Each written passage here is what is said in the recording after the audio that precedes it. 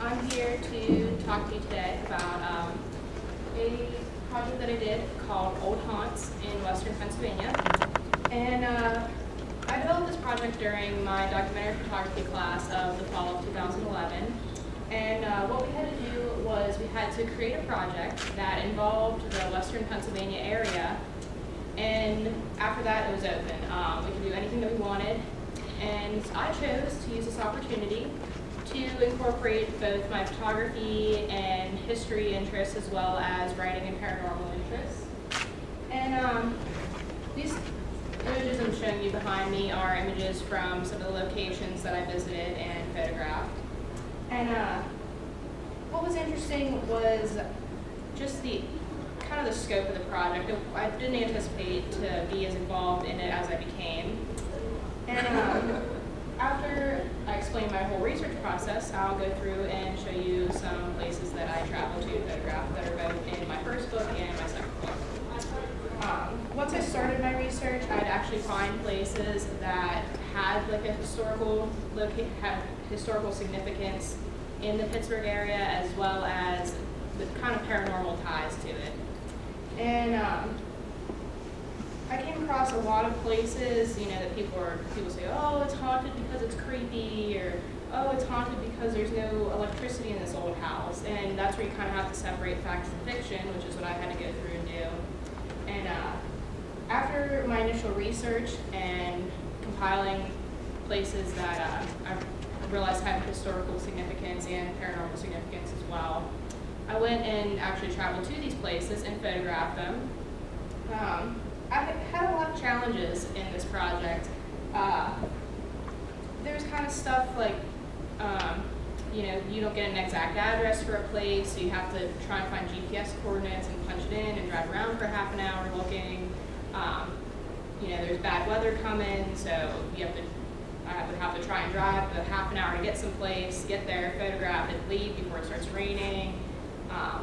Just a lot of general inconveniences like that.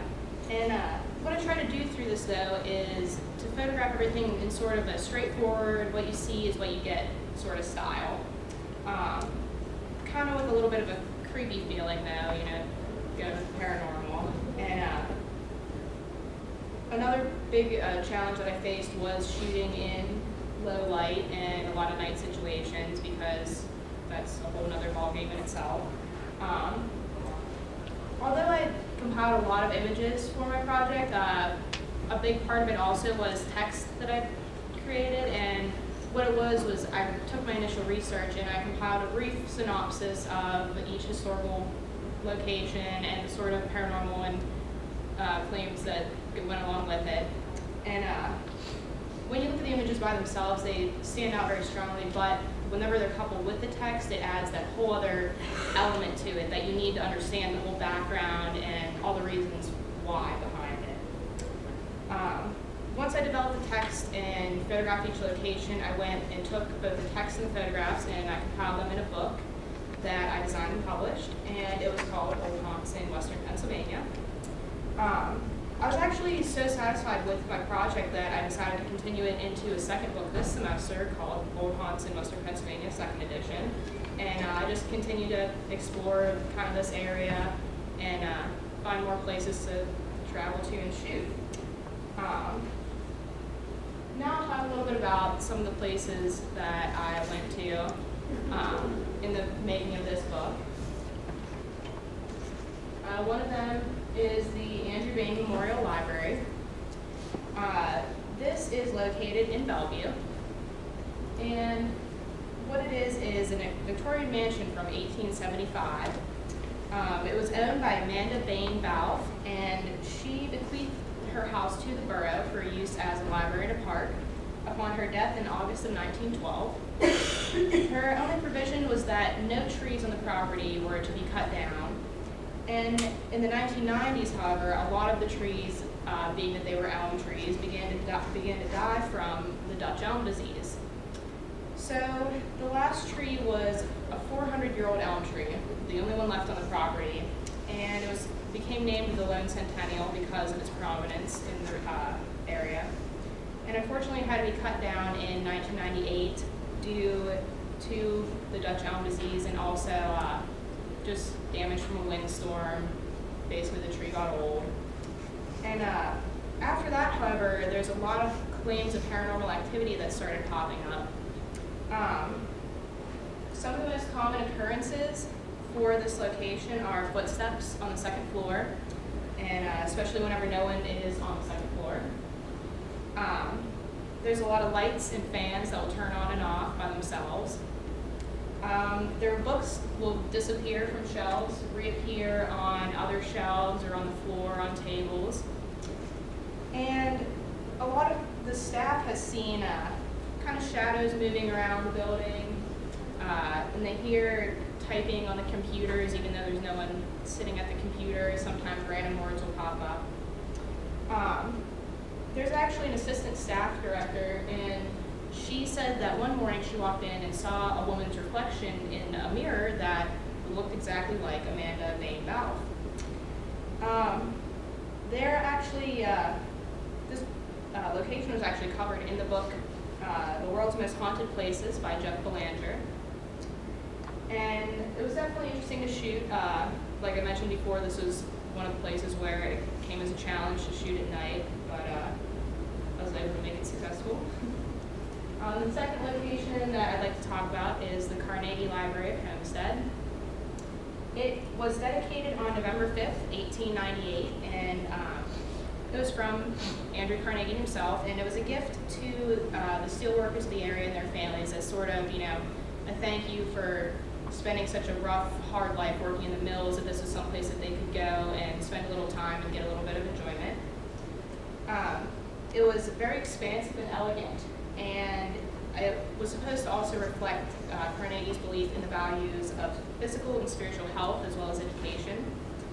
According to a report in an old Homestead News Messenger, around 10 p.m. on November 28, 1899, there was a man called Robert E. Peebles. He was 25 years old, and he was found dead in 8 feet of water in the deep end of the swimming pool under mysterious circumstances. The most common paranormal occurrences dealing with this location are disembodied voices, footsteps, doors opening and closing by themselves. There's actually a group called Ghost Hunters. They're from Sci-Fi Channel. They came to Pittsburgh and investigated this location along with another. I don't recall which other one it was. And whenever they investigated in the library, they had some interesting evidence. Their first experience was they had books that moved on the table without anyone being around or touching them. They also brought in a dog, one of the investigators' dogs, because animals are supposed to be able to sense the energy coming from paranormal things better than we can ourselves. And it sensed something in one of their auditoriums and kind of snapped at it, even though from what the investigators could see, it was thin air. And they also had several different suspicious readings on their EMF detectors, which are some of the machines that they use to try and investigate paranormal claims. They also had several loud noises and disembodied voices that they heard throughout the night. The next location is Gretchen's Lock, and that is in Beaver Creek State Park. This actually is an area where it's home to an old ghost town called Sprucevale. And in Sprucevale, it was abandoned in 1870. They were supposed to build a canal system through there. It ended up not working due to flooding. But the story behind this is that one of the men who worked in the area, his name was E.H. Gill, him and his wife and his young daughter came over from Ireland. And unfortunately, Mrs. Gill, she was ill and died at sea. whenever Mr. Gill got here to Spruce Vale, he helped build the canal. And unfortunately, when he was done with the canal, his daughter Gretchen fell ill with malaria, and she got delusional, kept asking for her mother, and she died on August 12th, 1838, and Mr. Gill buried her in the side of the loch until he could find a way to get her back home to Ireland and bury her.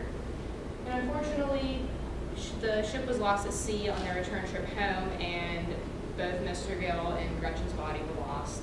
And it's said that today she wanders the loch asking for her mom and trying to figure out where her final resting place is. The last place that I'd like to talk about is the Fayette County Courthouse. And what's interesting about this is that it's the oldest, it's on the site of the oldest courthouse in this area of Pennsylvania. And what's interesting about this is that they used to hang people supposedly off the balcony of this courthouse. And a man who died was executed 5 minutes early, and so he put a curse on the town that the clocks on the clock tower would never keep the same time ever. And supposedly they don't.